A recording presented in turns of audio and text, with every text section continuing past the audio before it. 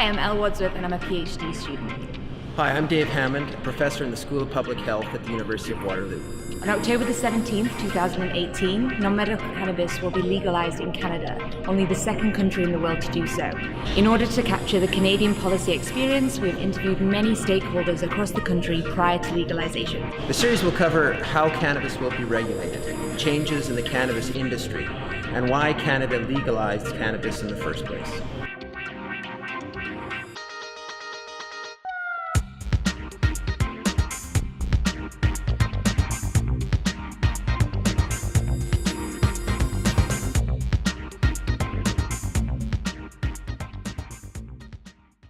It's one of the great questions, will it, first of all, and to what extent? I believe the estimates in Colorado are that at this point still, is it about half or more than half of the cannabis consumed in the state is being produced and sold outside of the legal market. That may be a function of how they're regulating cannabis there. There have been storefronts, illegal storefronts popping up all over the country, and I think that, in the case of frequent consumers, they probably already have their source of cannabis that they've grown to, not grown, but they've come to appreciate, and basically they have relationships with people who sell to them. And in the case of, say, Ontario, I think it'll take some time for the new cannabis store to, to kind of build that institutional knowledge about what cannabis is and what people want from it when they come into the store and so on. So I think that will happen for sure. It's just a matter of, of time, and also accepting that we may not ever.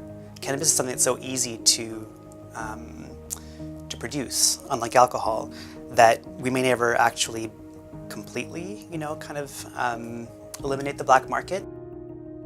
After legalization, when the government has complete control over cannabis and how it's distributed, it's going to be interesting to see if people are going to turn to street dealers. I feel like the dispensaries are all going to get shut down, but even right now, like, marijuana is illegal, but they're not shut down, so it's kind of a really confusing case. If some of them might stay open and then get busted every other day, but they stay open.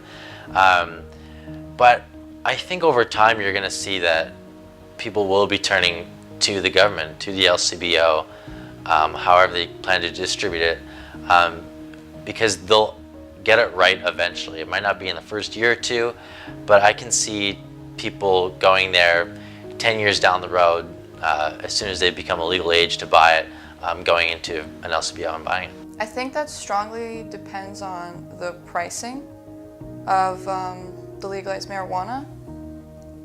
I personally think that if it's going to be the same price as marijuana on the streets or dispensaries, then I think the black market or whatever, or the illegal ways that marijuana is purchased will definitely decrease. If maybe the legalized marijuana is more expensive, I think that the black market, etc., will stay prominent.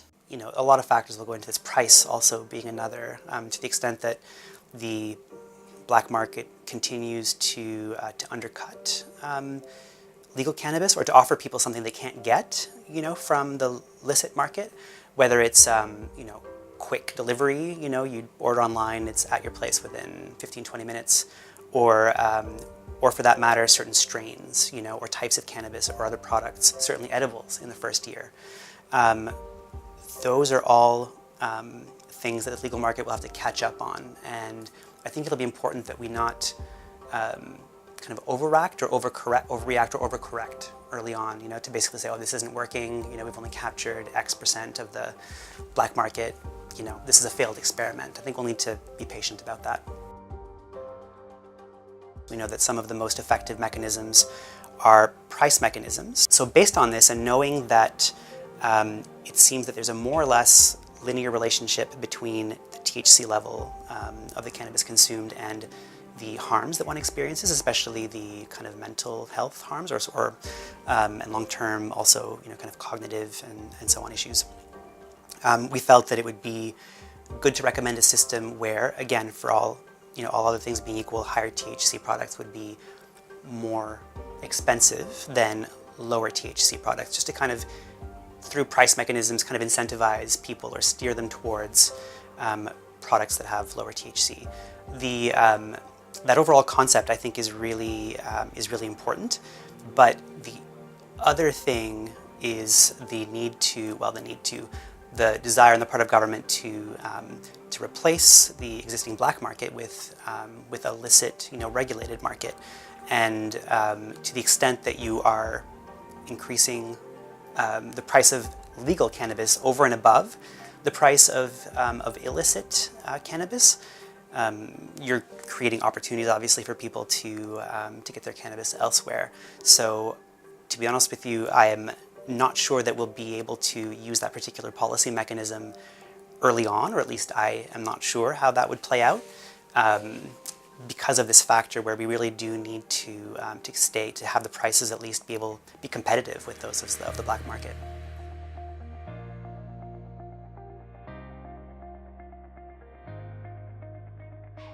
In Canada, there will be a delay, I think, in terms of how some edibles are marketed, and not all products will be legally sold. If there is a widely accepted consumption format of cannabis, let's say edibles, one that's even, I think, bubbled to the forefront is this notion of gummy bears. Gummy bears, for whatever reason, have sort of worn the lapel of like most accessible edible. They've taken it from brownies. Brownies was kind of like the 80s and 90s. It was like, hey man, I made some brownies. Maybe we're moving to a lower carb environment. Maybe this portability of gummies is what engendered them to a whole new generation. But so edible gummies, that's a product that we as a licensed producer are not going to be allowed to sell come day one of the legal recreational market. That's fine and well, but there will still be cannabis-infused gummies in these dispensaries, in these sort of black market storefronts and e-commerce operations where people who want that product will go to get it. So there's a little bit of a gap there. I mean, I think what the government has done in coming out and say, what Health Canada has come out and said, that we will work quickly to get our internal quality guidelines sorted out so that we can put the legal market on for these new formats. That's encouraging. It just kind of makes you think, why wasn't this sort of part of this initial wave?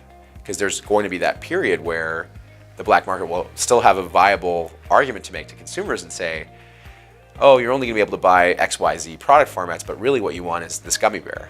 And there's a lot of people who love gummy bears. I think not having edibles available right as cannabis gets legalized is shocking.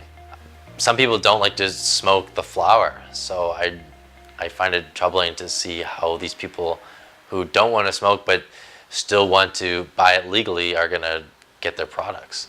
Consuming marijuana through food gives a different effect than smoking it. So maybe delaying the selling of edibles is maybe better, so that way you can educate the public on the different effects that it can have as opposed to just smoking it. I think part of it was just that a recognition that edibles require a special approach.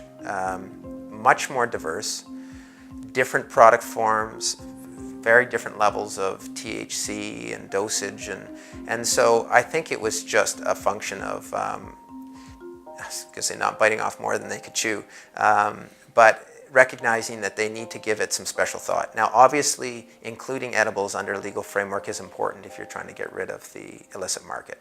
Edibles seem to have increased, and that's especially true when it's legally available and you can purchase them instead of having to make them yourself or buy them and you don't quite know what's in them. So I think they're a really important product category. They have the potential to reduce the risk, for example, of smoke inhalation from smoking cannabis, but there are genuine issues in terms of accidental ingestion from people that don't even know, like kids, even pets, as well as from people that are trying to consume cannabis but accidentally consume too much because of the dose. So, and then there's like orally ingested oils and things like that. So it's a recognition that I think it's a really important product category. It will have to be included under the legal framework, but I think they just need a bit more time to work it out. And as much as I think everyone would like everything to be settled on day one, it was probably prudent, because you're better to wait a year and get it right than you are to rush something and then have to change the framework of the market after the fact.